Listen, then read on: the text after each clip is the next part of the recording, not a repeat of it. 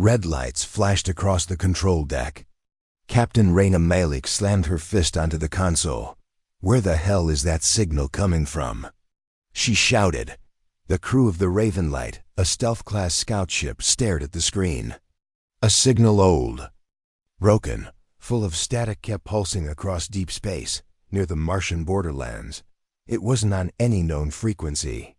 It wasn't even supposed to exist. "It's not military, not commercial," said Cato, the comms officer. "This tech's ancient, like pre-unification era." Raina leaned closer. The signal repeated every 13 seconds. Same phrase, same voice, human but warped, echoing like it came from a ghost. "If you're hearing this, Earth lied. We were betrayed." The crew went silent. Raina's heartbeat thundered in her ears. She hadn't heard that voice in 10 years, not since the Red Uprising on Mars, not since the betrayal. "Trace it," she ordered. Cato worked fast.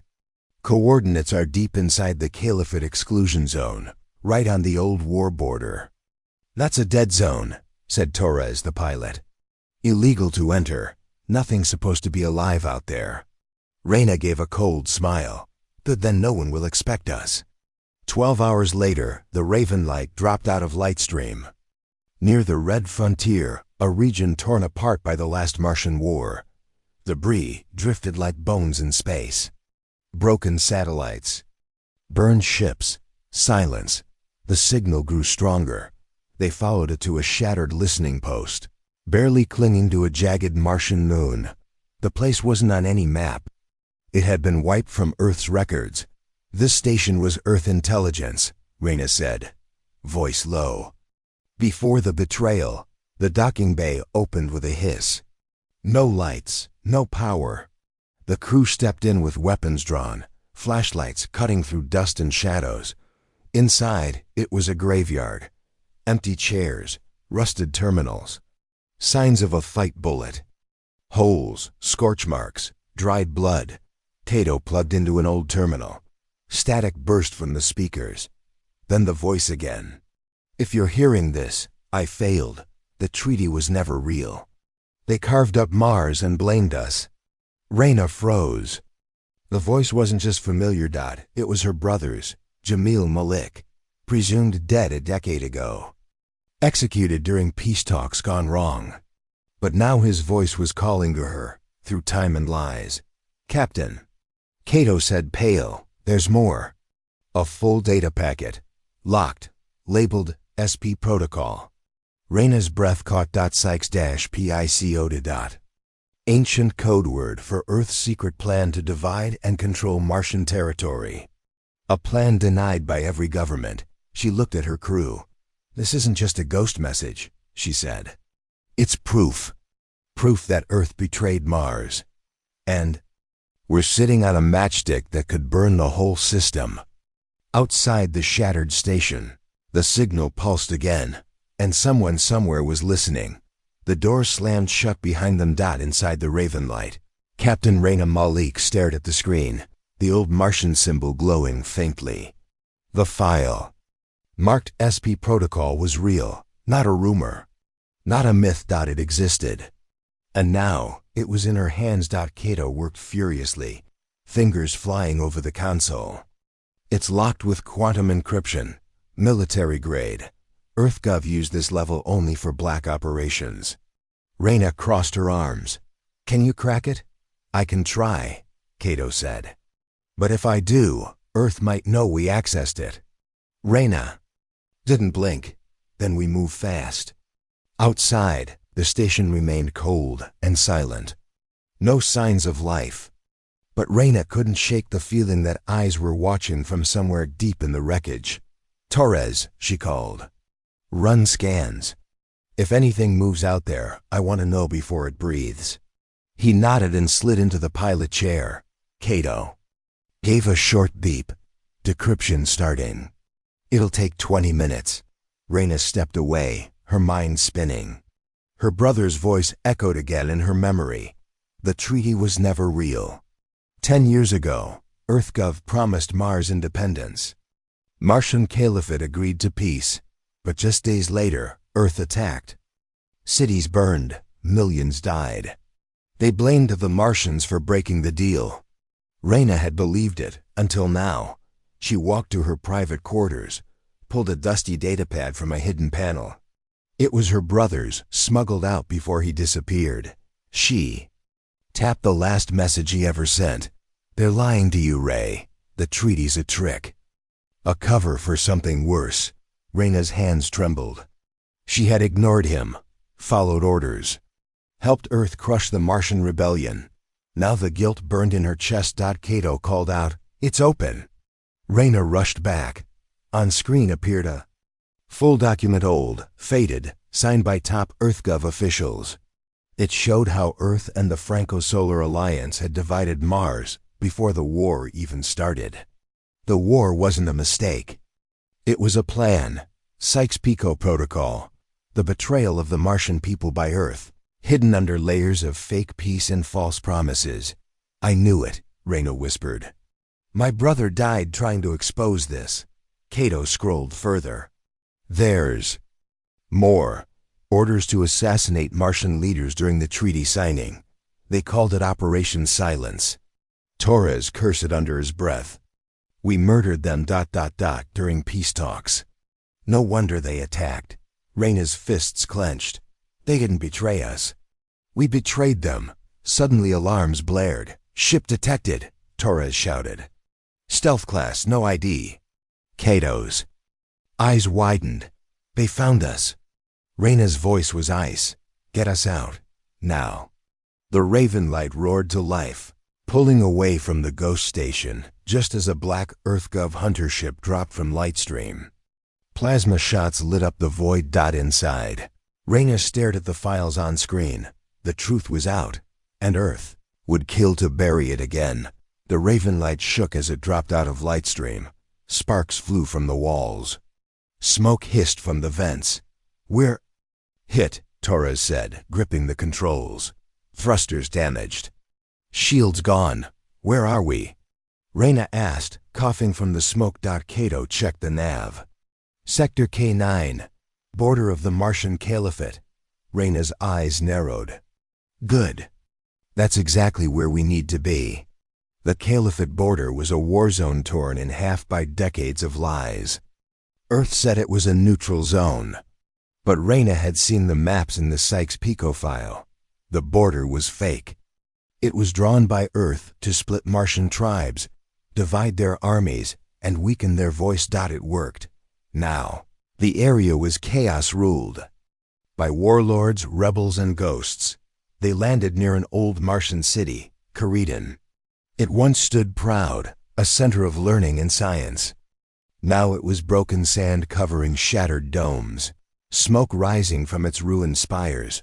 Reyna stepped out into the red dust, pistol at her side, helmet sealed. A group approached. Armed, Martian-born. One man in a long cloak stepped forward. His eyes burned with anger. "You have 5 seconds to explain why an Earthship landed here." Reyna took off her helmet. "My name is Reyna Mullick," she said. "I have proof of the betrayal, the real treaty, and a message." "From my brother." The man froze. Then he whispered, "Jamil?" They led her into the underground tunnels beneath the city. There, hidden under rubble and metal, Martian elders still lived. Survivors of the betrayal. Eyes full of grief, hands marked by war. Reyna showed them the SP protocol. As the files played, no one spoke. Children sat silently, watching the glowing images of Earth leaders signing secret deals. Martian voices wept softly in the background. Reyna spoke carefully. "You were right. Earth lied. They never meant to give you freedom." One of the elders stepped forward. An old woman with silver tattoos on her cheeks. "We knew," she said. "But we had no proof, until now." She pointed at Reyna. "You are Earthborn. Why bring this to us?" Reyna's voice cracked. "Because I helped them lie. I followed orders. And my brother died trying to stop it." The room stayed quiet. Then the elder nodded. "You cannot undo the blood spilled. But you can help what comes next." Suddenly explosions shook the tunnel. Kato ran in, shouting, "Earth drones! They tracked us!" Reyna grabbed her weapon. "We're not running," she said. "They want to silence the truth. We make sure." It screams. Outside, the dust storm raged. Reyna stepped up onto the ruins of Karidan. The red sky burned above her, and for the first time in years, she felt like she was standing on the right side of the line. The air inside the underground tunnels was thick with dust and fear. Reyna fired her pistol. Sparks flew as Earth drones scanned the rubble, firing laser bursts that struck metal walls. "Move!" she shouted. "Follow me!" The Martian elders and survivors scrambled behind her, clutching whatever weapons they had. Kato kept hacking into the drone systems, trying to scramble their signals. Suddenly, the tunnel shook. "Breach at the east exit." Torres yelled through the comms. Reyna cursed. Earth's Interstellar Intelligence Agency, IA, wasn't sending regular soldiers. They sent hunters, special forces trained to kill without mercy. "Hold the line," Reyna commanded. Suddenly, a familiar voice crackled through her comms headset. "Reyna Malik, stand down." It was Commander Rourke, the man who once fought beside her. Now her hunter. Reyna's heart dropped. "I'm not standing down," she whispered. "Reyna, you don't understand. This isn't just about you. They'll destroy everything if you keep going." Reyna's voice hardened. "Then I'll fight them. Because they killed my brother." Rourke's ship dropped into the atmosphere, bright against the red sky. Inside, Rourke gritted his teeth. He had orders: capture Reyna alive, no matter the cost. But something held him back. Memories of the old rebellion, of broken promises. He opened a channel. "Reyna, come in. We can still fix this. The Martians deserve the truth. But not war." Reyna didn't answer. Instead, she led the survivors through twisting tunnels toward an old weapons cache, ancient but deadly. Outside, Rourke landed and sent troops to surround the ruins. His helmet's heads-up display flashed, "Hostiles detected." But as he scanned the group, he saw something unexpected: children. Hybrid children, part human, part Martian. Their eyes fierce with promise and pain. Rourke's jaw tightened. He remembered the horrors of war, and the lies he'd believed. Could this rebellion be more than just chaos? Inside the tunnels, Reyna armed herself and the survivors.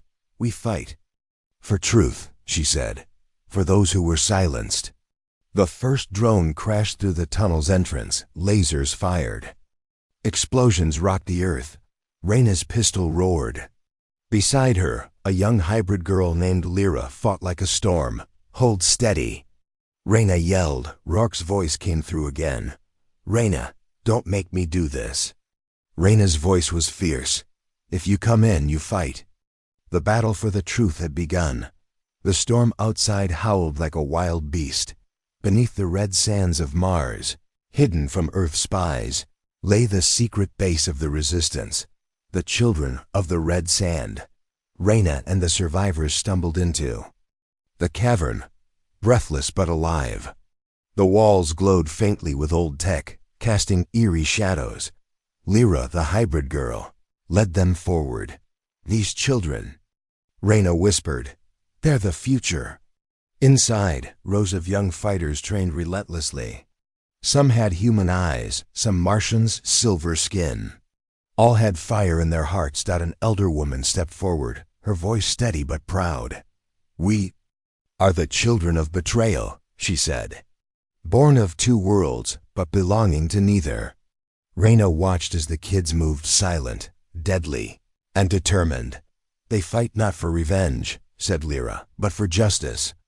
Reyna spoke to the elders. "The truth is out," she said. "Earth's betrayal can no longer be hidden." An old man shook his head. "They'll try to crush us harder now." Reyna's gaze hardened. "Then we must be stronger."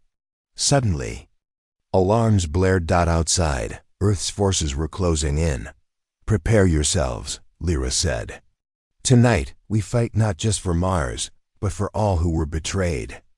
Reyna loaded her pistol. The children armed themselves with ancient weapons and new tech blades that hummed with energy, rifles from before the war. The battle began under the blood-red sky. Reyna fought beside the young warriors, feeling their strength and hope. Every shot, every move was a message. Mars would not fall again, but the Earth drones were relentless. The tunnel shook with explosions. Still, the children of the red sand held the line. At the height of the fight, Reyna saw Rourke's ship circling above. His face was hidden, but his hesitation was clear. He was watching, waiting. Don't fail. Them, she whispered. The resistance held fast. The fight wasn't over, but the legend of the children of the red sand was just beginning. The wind outside had calmed, but the truth beneath, the sand was about to shake the galaxy. Reyna stood at the edge of a hidden canyon deep within the Martian mountains. Below her was the Sandglass Vault, a black site buried long before the war. Earth had erased it from every map. Only Jamil's final message had revealed its location. Lyra stood beside her, eyes wide. Is it real? Reyna nodded. This vault is where the Sykes-Picot protocol was born. The real plans, the real orders. They descended into the canyon. The walls were carved with strange markings, part Martian, part Terran. Old allies, old wounds. Cato hacked into the outer lock. Still, using Earth's encryption, he said. They never thought anyone would come back. The door groaned open. Cold air rushed out like a breath from a tomb. Inside, the Sandglass Vault looked untouched, sealed in time. Rows of glowing servers, a single control terminal. No guards, just silence. Reyna stepped forward. This is it. They activated the terminal. The screen flickered, then flashed. Top secret, SP protocol level V. Hundreds of files appeared. Maps, plans, messages. One file played automatically. A video log. It showed EarthGov leaders in a hidden meeting, years before the Martian treaty. On screen, the British Corp Prime Minister spoke. Divide the Caliphate. Promise them peace. Then remove the leadership. Control the trade lines.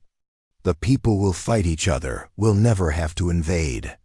The room went quiet. Another voice followed. A general. What about casualties? Acceptable. History forgets the broken. Reyna's hands shook. Jamil had died for this. Mars had burned for this. And now, the galaxy would see it. Cato uploaded everything onto a secure drive, ready for broadcast. But once we push this, Earth will hit us with everything. Reyna nodded. Let them come. Suddenly, boomed. The ground shook. Dust rained from the ceiling. Ship incoming. Torres shouted from the surface. It's Rourke. And he's not alone. Reyna ran to the exit. Above, Earth forces dropped into the canyon. Dropships, drones, boots on the ground. Rourke's voice echoed through a loudspeaker. Reyna! This is your last warning. Step out. Surrender the files. Reyna stared into the red sky, her heart pounding. She raised her cum. No. Inside the vault, Cato activated the beacon. A countdown appeared on the screen. 90 seconds to Solnet broadcast. Reyna turned to Lyra and the children. We hold this vault, no matter what. Final battle was coming, and this time, they were ready. The countdown ticked. 89, 88, 87. Inside the Sandglass Vault, red warning lights blinked as the walls trembled. Earth's assault ships filled the canyon above, their drones dropping fast. Cato stared at the terminal. Broadcast will reach every major network on Solnet. They won't be able to erase this, Reyna nodded. Then we hold long enough to finish it. She turned to the Martian defenders, elders, children, hybrids, everyone armed and ready. No one leaves their blood here for nothing. Not today. Outside, Earth forces surrounded the canyon. Commander Rourke stood at the front, armor shining, rifle in hand. He didn't want to fire. Not on Reyna, not on civilians, but EarthGov's voice echoed in his helmet. You are authorized to use lethal force. The vault must not go live. He looked to the sky. He remembered the war. The lies. The children in the tunnels. Then he made his choice. Inside. The first wave hit. Drones burst through the vault's upper breach. Laser fire lit the dark. Reyna dropped to one knee, firing quick and clean. Kato shielded the terminal. 30 seconds. Lyra shouted from behind a pillar. Left flank, they're breaching. Reyna turned, shot twice, then slid behind a crate. One of the Martian children fell. Another dragged them to cover. Still, they held. Outside, Rourke made his move. He turned on his squad. Stand down, he ordered. The other soldiers hesitated. Then one raised their rifle. Rourke shot first. Back in the vault, Kato yelled. Broadcast engaged. The room pulsed blue as the signal went out, spreading through satellites, bouncing across colonies. Screens everywhere flickered. From Earth's capital to asteroid slums, people watched the truth unfold. EarthGov leaders signing the betrayal. False. Peace treaties, Operation Silence, and a message from Jamil Malik to the people of Mars and to Earth's citizens. You were lied to. Reyna stood beside the terminal, breathing hard. The vault shook again. Earth soldiers began to retreat. Lyra limped over, bleeding but alive. She looked up at the screen. We did it. Reyna stared at the final image, her brother's face frozen in light. Yeah, she said softly. You did, Jamil. Outside, Rourke helped hold back the last wave of drones. His squad had turned on him, but the resistance backed him up. When it was over, smoke rose from the canyon. Earth's assault had failed. Across the stars, protests exploded. Colonies demanded answers. Earth's leaders scrambled to deny everything. But it was too late. The truth was free. The vault was silent. Dust hung in the air. Burned metal, blood on the floor. The hum of old machines slowly faded as the last backup drive blinked off. Reyna sat near the broken console. Her armor cracked, her face tired but alive. They had done it. The truth was no longer buried. Outside, the Martian sun rose over the canyon. Smoke curled toward the sky. Wounded children sat beside broken walls. The red sand was soaked with the cost of truth. Lyra stood beside Reyna. We lost people, she said quietly. Reyna nodded. But we found our voice. Across the galaxy, everything had changed. EarthGov collapsed in weeks. Riots, uprisings. Their leaders tried to deny the Sykes-Picot protocol, tried to blame it on rogue officers. But it didn't work. Reyna's broadcast was everywhere. In schools, on feeds, on the streets. People didn't forget this time. The Martian Caliphate was reborn, this time, with no masters. And the children of the red sand became a symbol. Survivors, fighters, truth-bearers. Some called them rebels.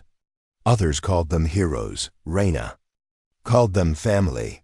Commander Rourke was exiled, branded a traitor by Earth, but welcomed by Mars. He now trained young hybrids, teaching them tactics once used against them, now for their own defense. He and Reyna never spoke about the past, only about what must come next. 1 year later, Reyna stood on a balcony in the rebuilt city of Karidan. Statues of Martian elders lined the courtyard. Jamil's name was carved in stone. Lyra approached, wearing a new uniform, one stitched with both Martian and Earth symbols. We're ready, she said. For what? Reyna asked. Lyra smiled. To write our own future.